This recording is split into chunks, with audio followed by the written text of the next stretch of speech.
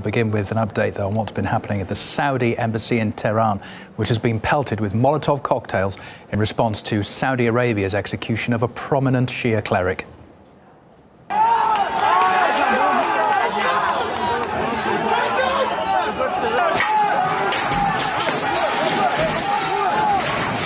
Sheikh Nimr al Nimr was executed along with 46 others on Saturday. They were accused of plotting and committing foreign and domestic terror attacks. Angry mobs also attacked the Saudi consulate in the Iranian city of Mashhad, throwing petrol bombs at the compound. RT's Paula Sleer reports from the Iranian capital, Tehran. Protesters seem to have broken into the ground floor of the embassy. They were throwing Molotov cocktails. They tore down furniture, they tore documents, and they also tore flags. They managed to bring down flags in front of the building.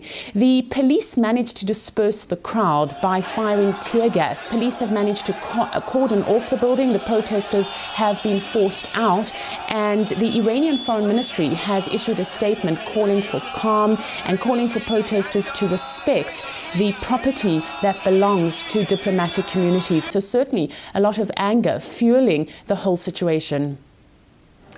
Nimr al Nimr was an outspoken critic of the Saudi government. He called for respect for Shia minorities and demanded a Shia autonomy if rights were not respected.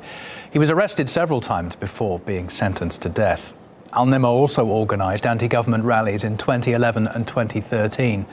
Iran has warned Saudi Arabia of divine revenge for his death, with the killing adding further pressure to already tense relations between the two countries. Iran, as the leading Shia Muslim power in the region, has a long history of disputes with Saudi Arabia, which is led by a hardline Sunni monarchy. Governments have accused each other of supporting terrorism, and some of those allegations relate to the Syrian conflict, where the countries back opposing sides. Saudi Arabia is a close US ally, whereas Iran has strongly opposed Washington's influence since the 1979 revolution there. Both states are major oil producers, but both have conflicting strategies within OPEC. The killing of al Nimr has also stirred anger in other Shia communities.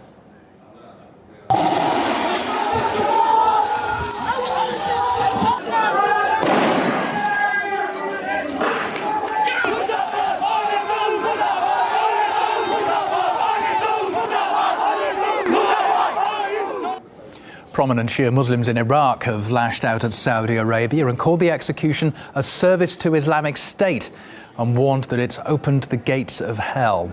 In Lebanon, the execution was labelled a grave mistake.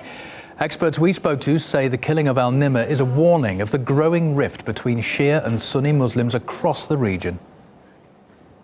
The execution of Sheikh al Nimr definitely is going to incite more sectarianism in the region and will definitely make the situation worse in different places, not just in Saudi Arabia. And so this is one of the reasons why so many people were calling out the Saudi government and demanding that he not be executed. A death penalty carried out against him is clearly an effort to stoke sectarian tensions between Shias and Sunnis throughout the region. So this is clearly going to foster instability in the Middle East, throughout the entire Muslim world. The US State Department also weighed in, warning its close ally Saudi Arabia against escalating sectarian division. The execution of prominent Shia cleric and political activist Nimr al Nimr risks exacerbating sectarian tensions at a time when they urgently need to be reduced. Human rights groups stress that the killing is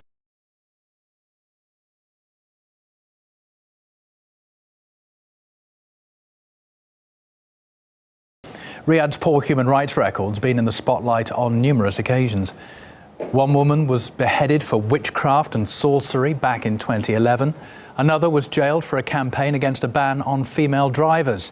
And Raif Badawi, a blogger, was sentenced to 1,000 lashes and 10 years in jail for insulting Islam on the internet.